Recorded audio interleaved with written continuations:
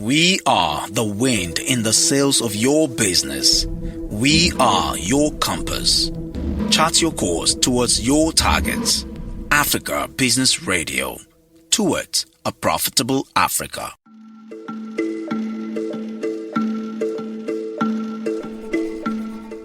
Hello there, it's time for another News Periscope podcast. This is a podcast that gives you a little roundup and a bird's eye view of what's been happening around the world over the past 7 days. My name is Titilayo Oyinson, and in the highlights, another story building collapses at Magbon Badagry area of Lagos, Nigeria. After over a year of sitting, the endsars Lagos panel submits a report. Academic Staff Union of Universities threatens fresh strike, issues 21-day ultimatum for the federal government.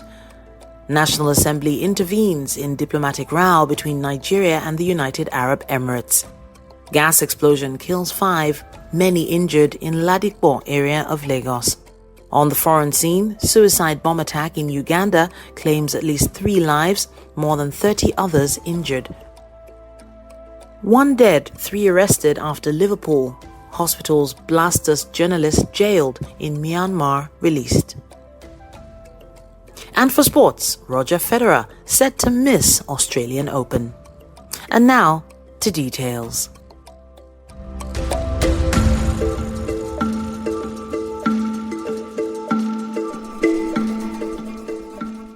We begin in Lagos, Nigeria, where the Lagos State Judicial Panel of Inquiry on restitution for victims of SARS-related abuses and other matters has submitted its report to the state government. The panel was set up as part of recommendations put forward during the endsars protests last year. The panel submitted its report to the state governor Babajide Sanwo-Olu at the government house in Ikeja. The Justice Doris Okuobi-led panel in its 309-page report said at least 9 persons were confirmed dead at the Lekki Toll Plaza on the night soldiers stormed there to disperse #endsars protesters on October 20th, 2020. The panel listed 48 names of casualties of the October 2020 Lekki Tollgate shooting. The detail, titled Report of Lekki Incident Investigation 20th October 2020, seen by Africa Business Radio, said at least 48 protesters were either shot dead, injured with bullet wounds, or assaulted by soldiers. The panel also noted that 96 other corpses were presented by a forensic pathologist at the Lagos State University Teaching Hospital, Professor John Obafungwa. According to the report, the protesters were allegedly killed by policemen and soldiers. The team also said the killing of unarmed protesters at the tollgate could be described in the context of a massacre. Moreover, a statement by one of the members of the panel, Ebonlua Adigburua, said the panel made far-reaching recommendations concerning the major actors that were found culpable in order to achieve true healing and reconciliation. He also threatened to make public the full contents of the Lekki shooting incident submitted by the body to the state government if promises to make it public are not fulfilled. Youths had stormed the streets in some states in the country last year to demand that SARS, a police unit notorious for extrajudicial killings, human rights abuses, and violence, should be disbanded. The protesters also demanded that police personnel found responsible for abusing their position should be brought to justice. The leadership of the Academic Staff Union of Universities has handed down a 21-day ultimatum to resume its suspended strike over the failure of the federal government to implement the agreement reached with the union. ASU President Professor Emmanuel Oshodeke gave the ultimatum on Monday in Abuja while briefing newsmen on the outcome of the National Executive Council meeting of ASU held between November 13th and 14th, 2021. He warned that the National Executive Council of ASU would meet on the expiration of the 21-day ultimatum to give necessary directive to its members. In another few weeks, it will be 1 year since our union patriotically suspended the 9-month strike action occasioned by the federal government's refusal to implement the 2009 agreement and the several MOU and MOA. You are all aware of this, that based on the agreement we reached the government in December 2020 and the promises they made, we suspended that strike. But unfortunately, as we speak, so virtually all the items in that MOA have not been implemented. The 30 billion revitalization fund for public universities purported to have been kept in a dedicated account at the central bank was yet to be disbursed, even when the majority of vice chancellors have successfully defended their proposals as condition precedent to accessing the fund. 2, earn academic allowance. Similarly, as at today, that will not be released to the universities. And our union yesterday have given the government 3 weeks within which to address all these issues, or the union will meet to take further action. Austra lamented that it's a shame that the federal government only appears to respond to strike action. It is painful that our union may soon have no other way of securing the pension of FGNS collective bargain agreement and redressing the criminal neglect of welfare of our members by state government. Government of Nigeria should be held responsible, should also be forced to activate a strike.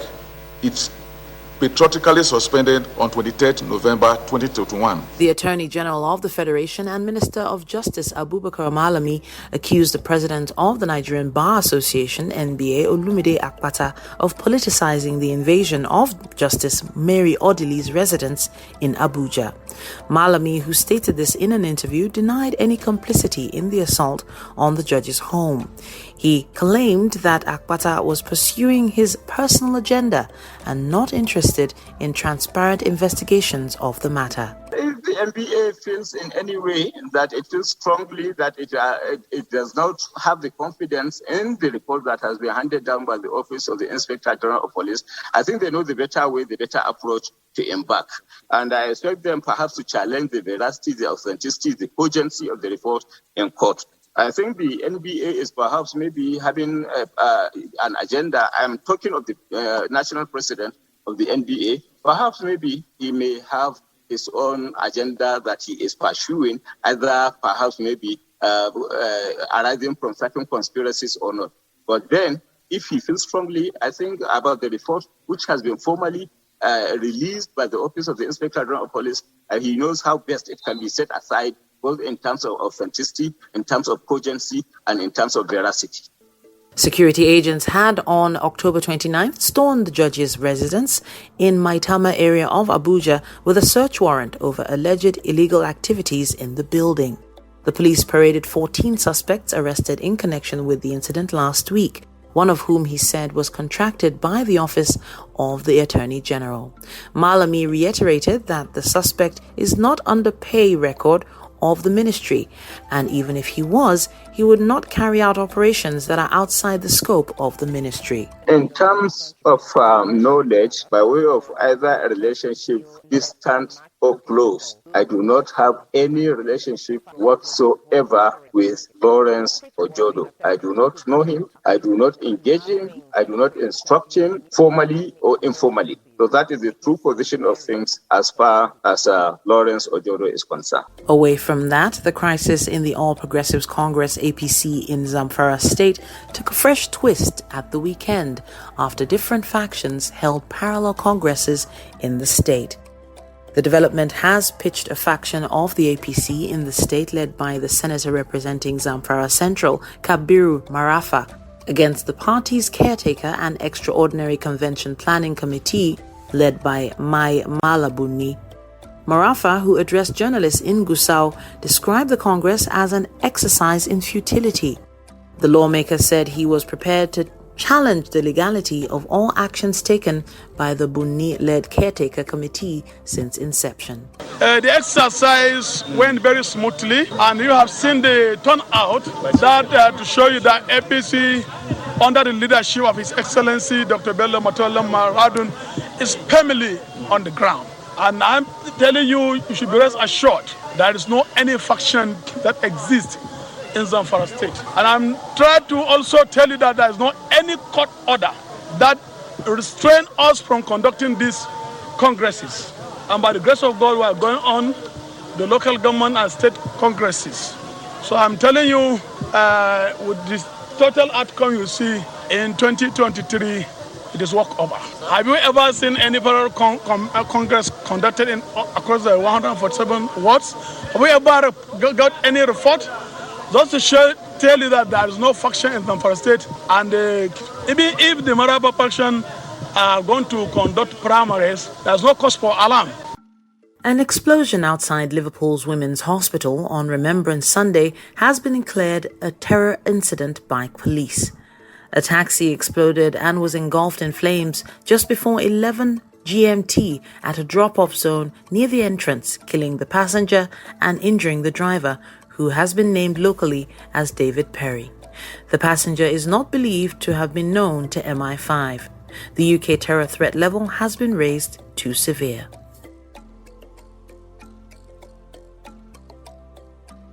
An American journalist, Danny Fenster, jailed for 11 years by Myanmar's junta, has been released. According to his employer and lawyer, Fenster was charged with unlawful association, incitement against the military, and breaching visa rules, a ruling slammed by Washington as unjust.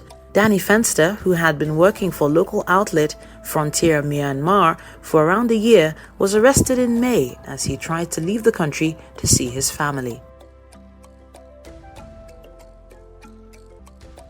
And in sports, this Monday, Roger Federer is unlikely to play in next year's Australian Open as he recovers from an injury. However, his coach, Ivan Zubicic, says the 20-time Grand Slam champion is still determined to return to tournament action at some point. 40-year-old Federer has not played since losing in the Wimbledon quarterfinals in July, having more knee surgery.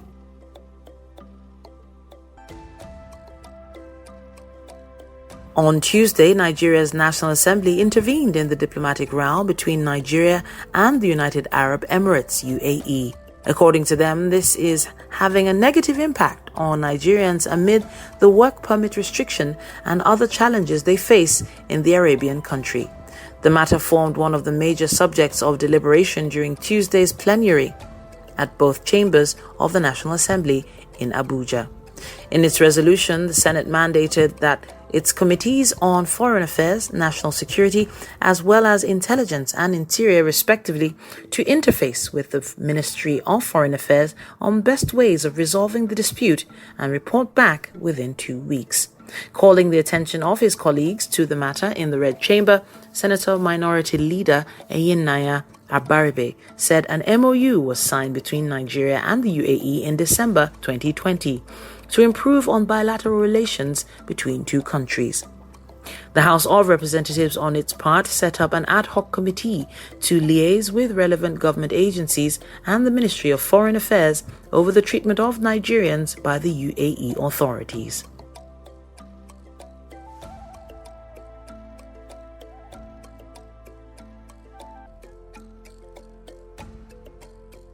The federal government of Nigeria has been urged to make good use of the 3-week ultimatum issued by the Academic Staff Union of Universities to look into the demands of the union.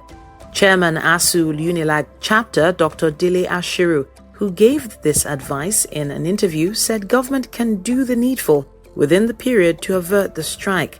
He stressed the need for government to improve on infrastructure such as laboratories, classrooms, libraries, and better condition of service in Nigerian universities.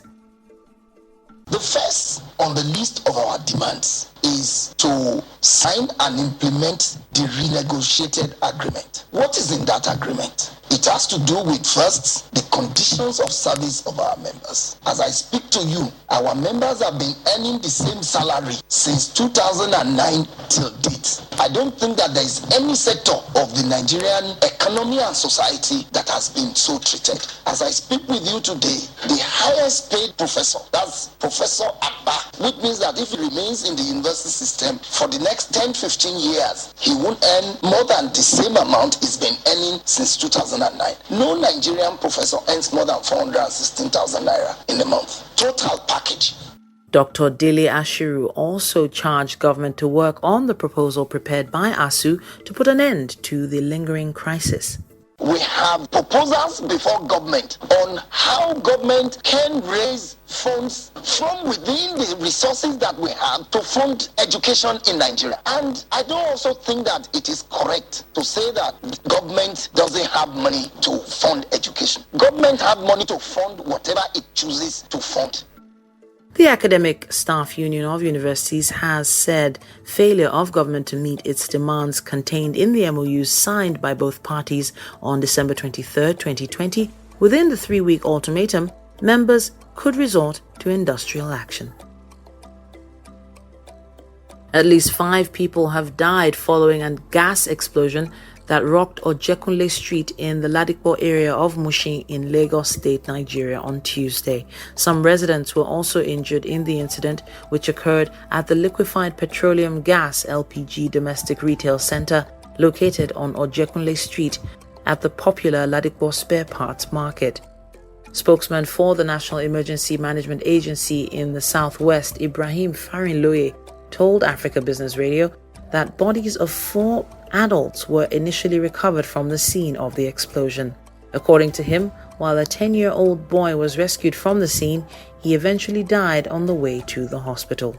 4 adults, including the woman, have been recovered dead, and another 10-year-old teenager. The teenager was rescued alive initially on his way to hospital. He gave up on the road, so making 10 recovered dead. While the recovery process, search and rescue is still ongoing, the site belongs to mechanical site and it was demolished before. It was filled before.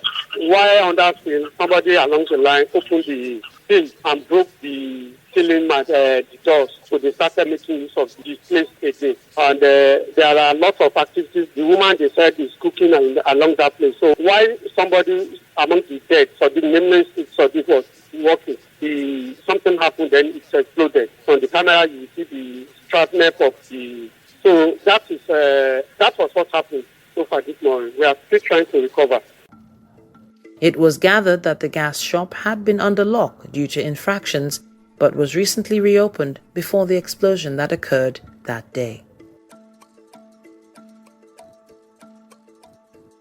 At least 3 people have been killed and more than 30 others injured following an attack by suicide bombers on the Ugandan capital, Kampala. 3 attackers on motorbikes blew themselves up near Parliament and the city's police headquarters. The number of dead is likely to rise, with the blast leaving body parts strewn across the streets. Officials blame the attacks on the Allied Democratic Forces, an armed group based in the Democratic Republic of Congo.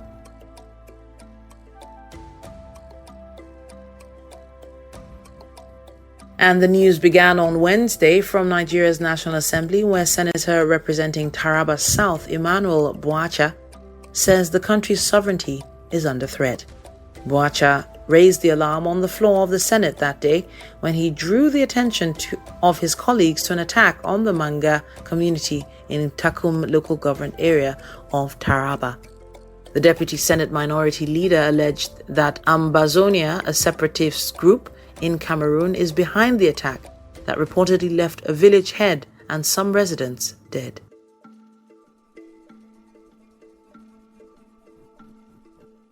A story building has collapsed at the Flour Mills estate in Badagry area of Lagos State in Nigeria. The Lagos State Fire and Rescue Service say the building, which was under construction, caved in on Wednesday. The incident happened barely 2 weeks after the Ikoyi building collapse, which killed about 46 people. According to the acting coordinator of the National Emergency Management Agency, NEMA, Southwest, Ibrahim Farinloye, the incident happened around 1 p.m. He confirmed that 4 workers died in the incident, while 5 persons were rescued with various degrees of injury. Mr. Farinloye said while the 4 persons that died were taken to the Badagry General Hospital for treatment, the injured workers were treated at Catholic's Hospital, Magbon. The NEMA official said rescue operations have been concluded at the scene of the incident.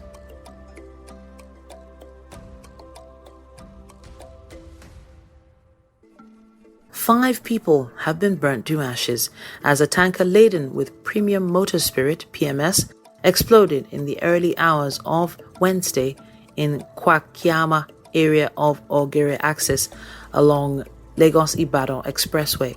No fewer than 5 vehicles were equally burnt in the inferno, said to have been caused by multiple crashes as a result of wrongful overtaking on the part of the tanker driver.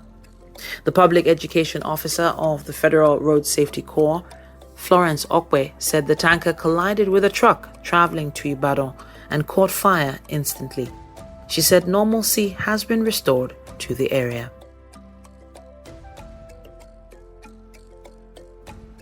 The Benin branch of the Nigerian Bar Association on Wednesday commended the Lagos State Judicial Panel on endsars for its timely report after the inquiry into the 2020 protests. The bar expressed its commendation in a statement signed by its chairman and secretary, Pius Oiwo and Andrew Lawani. It extended its commendation to lawyers who provided free legal services to victims, adding that the bar was delighted to stand by the unrivaled finding of facts determined by the panel. Amnesty International has also welcomed the report, with AI Nigeria Director Osai Ojiko calling on President Muhammadu Buhari to ensure that those who were responsible for the shooting face justice. Also reacting was the former Director General of Lagos Chamber of Commerce and Industry, Muda Yusuf, who said there was a lot of lessons to be learned on how to properly manage protests. Muda Yusuf also spoke on his expectations from the federal government when they received the white paper of the panel. You may remember that on Monday, the panel submitted 2 sets of reports, a consolidated report on police brutality and an investigation of the Lekki shooting incident. In the report, the panel said the killing of protesters by soldiers on October 20, 2020 could be described as a massacre. The panel listed 48 victims of the shooting while recommending that police officers and soldiers who were deployed to the scene be punished.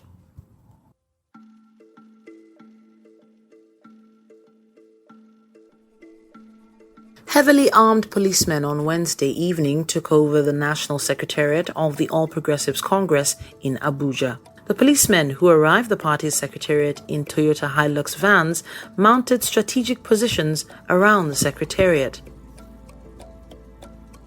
We gathered that the policemen stormed the premises, sequel to information that some protesters were planning to converge there.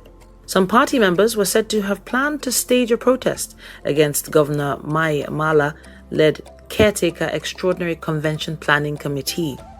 Commenting on the development, Secretary of the Caretaker Committee, Senator John Akpan Udoedehe, said to newsmen that security operatives took over the area after a security report. Moving on, the Minister of Labour and Productivity, Chris Ngige, and the federal government is certain that the Academic Staff Union of Universities will not embark on the planned strike. President of ASU, Richter Oshodeke, on Monday said the union will embark on another industrial action if the government continued to renege on the 2020 agreement. The union had accused the federal government of failing to implement the agreement after it called off its 9-month-old strike in December 2020. Ngige, in an interview, said the Federal Ministry of Finance and National Planning will continue the disbursement of funds to universities that day. The fund is ready. The fund is in the account of the NISA account of the National Universities Commission and the Ministry of Education. They were doing what they call auditing of the earlier disbursed fund. Universities were supposed to retire the earlier funds given to them. As of the last meeting, 11 universities have not satisfactorily done that. And therefore, we gave a time frame of 2 weeks for them to get those universities to conform, and then they will release the money. So up to today, I learned from the Ministry of Education that the Ministry of Finance to pay the universities that are unencumbered. And I think that is the rightful thing to do. So the letter is going out there tomorrow for that. In the meantime, the House of Representatives invited the Ministers of Finance and Education over the planned strike by Academic Staff Union of Universities. Speaker Femi Gbajabiamila made the announcement at plenary while the House was debating on the need to intervene to prevent the strike. Gbajabiamila said he would meet with the ministers and the leadership of ASU to resolve the disagreement between the union and the government. Lawmakers took turns to lament the threats that the strike could pose while calling on the federal government to fulfill its part of the agreement. All I'm asking, dear colleagues, is let us beg the federal government to live up to expectation and implement an agreement is signed without duress. Simple. If they disrupt the universities again, the implications will be very far-reaching. This is not an issue of I am right or I am wrong. Even the Bible says that it is wrong for you to make a vow and not keep to it. It's better that you don't. For the fact that they have agreed and they came with this agreement, those agreements should be simply followed to the letter. Why shouldn't we take the bull by the horn, having regard to the problem, and then deploy enough resources, taking advantage of the present budget that is before us, to deploy enough resources? Ugandan officials have confirmed on Wednesday that no fewer than 6 people have been killed and 36 others injured in twin suicide bombings on Tuesday in the Ugandan capital. The blasts occurred near a police station and on a street near the Parliament building. The area has been cordoned off following the bombings. President Yoweri Museveni issued a statement hours later assuring the public that security agencies would handle renewed threats. And in Canada, a woman has been killed in a highway landslide, and rescuers say at least 2 other people are missing in a deadly storm described by officials as the worst weather storm in a century, and has severed road and rail links around Vancouver in Canada. 2 motorways connecting the West Coast city were closed after being damaged by severe flooding. Thousands of people were forced to leave their homes due to the massive storm which struck on Monday. Nigeria's President Muhammadu Buhari says the federal government will allow the system to exhaust itself and will therefore wait for pronouncements from state governments that set up panels to probe police brutality in the country. The president gave this indication at State House Abuja on Thursday while receiving in audience Antony Blinken, the U.S. Secretary of State. In a statement by Femi Adesina, the president said so many state governments are involved and have given different terms of reference to the probe panels. On the recent removal of Nigeria from the watch list of countries violating religious freedom, which Blinken said was based on facts, Buhari expressed the country's appreciation, noting that there was freedom of worship in Nigeria and no one is discriminated against based on his or her faith. On his part, Blinken said America and Nigeria have diverse challenges, but a common denominator is security, and hoped for better partnerships, so that the bad guys won't get the good guys. At a joint news briefing with the Minister of Foreign Affairs, Blinken described the report of the endsars probe panel as democracy in action, stressing that America will support the country in the fight against insecurity. By tackling these issues, we can help to address some of the problems that have been key drivers of insecurity. To that end, let me say that we welcome the conclusion of the investigation by the Independent Inquiry established by the Lagos state government to look into the events that took place near Lekki toll gate in Lagos in October of 2020. And this, of course, was amidst the endsars protests, including killings and other alleged abuses by the security forces. We're working with Nigeria to address security challenges, including those posed by Boko Haram, ISIS West Africa, and other terrorist and extremist groups. In meetings with the President, with the Vice President, with the Foreign Minister, we discussed the importance of a comprehensive approach that builds effective security forces, addresses the underlying drivers of extremism, and respects Nigerians' basic human rights. On the part of the Minister for Foreign Affairs, Geoffrey Onyema, said the country enjoys cordial relationships with the U.S. We have wonderful relations with the U.S. and we have wonderful relations with China, economic relations, and it'll just it'll be on an ad hoc basis and based on the interests of Nigeria, not on the interests of China or the interests of the U.S. We hope that the Secretary would also help to ease the visa challenges that Nigerians wishing to enter the U.S. have. The U.S. diplomat also signed some bilateral agreements with Nigeria in which the Vice President Yemi Osinbajo signed on behalf of the country. In Greece, the trial of more than 20 aid workers who helped migrants reach Greece between 2016 and 2018 has been adjourned shortly after opening.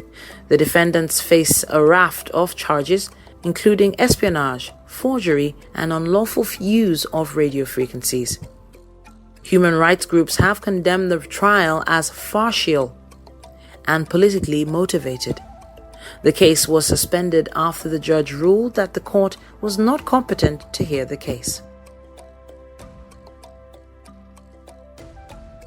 The Nigeria Football Federation says it has not sacked Super Eagles coach Gernot Rohr, amid reports that the Franco-German has been sacked by the federation. Several reports on social media stated that the federation had relieved Rohr of his job as the national team's coach following the Eagles' lackluster display at Cape Verde in the final game of their Group C World Cup qualifier on Tuesday. NFF Assistant Director Media Ademola Olajire said he was not aware of Rohr's sacking. He added that such a decision would only be taken after a board meeting of the NFF and a signed statement released to confirm the sack. Since his appointment in August 2016, the 68-year-old led the three-time African champions to a third-place finish at the 2019 Africa Cup of Nations, as well as qualifiers for the World Cup in Russia a year later. He also managed the side in 54 games, winning 28 and losing 13, with another 13 games drawn.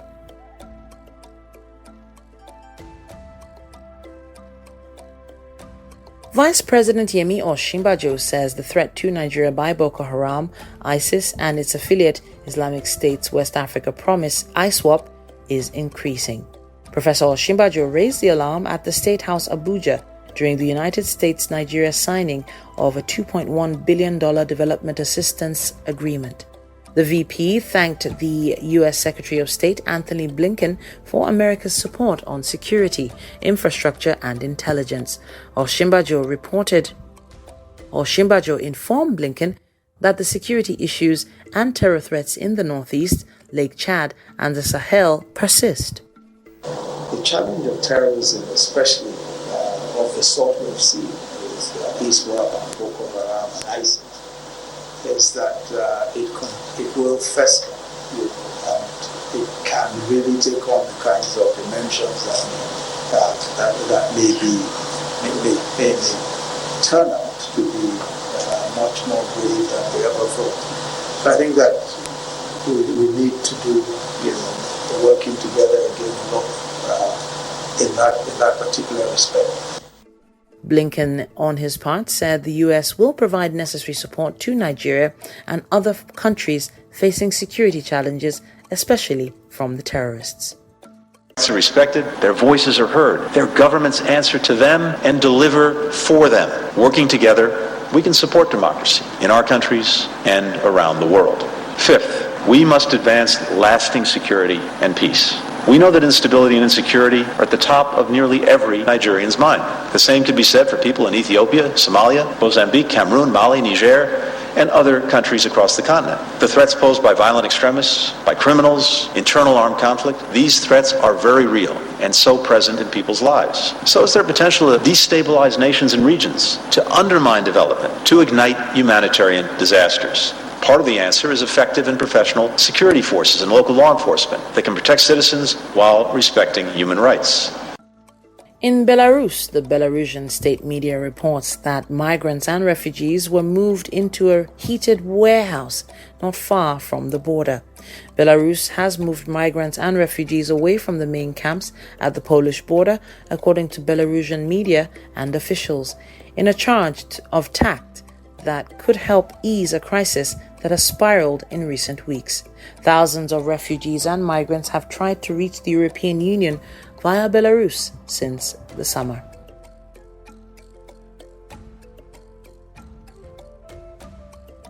And finally, Nigerian Paralympics champion and gold medalist Paul Kehinde has passed away at age 33 after a brief illness. The para-powerlifter's death was confirmed in a statement from the Ministry of Sports. The statement revealed that Kehinde died on Thursday in Lagos. The death comes barely 1 month after International Paralympic Committee (IPC) had announced a 30-month ban on the athlete for violating anti-doping rules. And that's a wrap on this week's edition of the News Periscope podcast. My name once again is Titilayo Oyinson. If you'd like to send in some stories or even maybe arrange an interview, you can always reach out on WhatsApp. Just send a WhatsApp message 0805 4444 795. That's 0805 4444 795. Or send an email to ttthedynamite@gmail.com. Until next time, thanks for listening.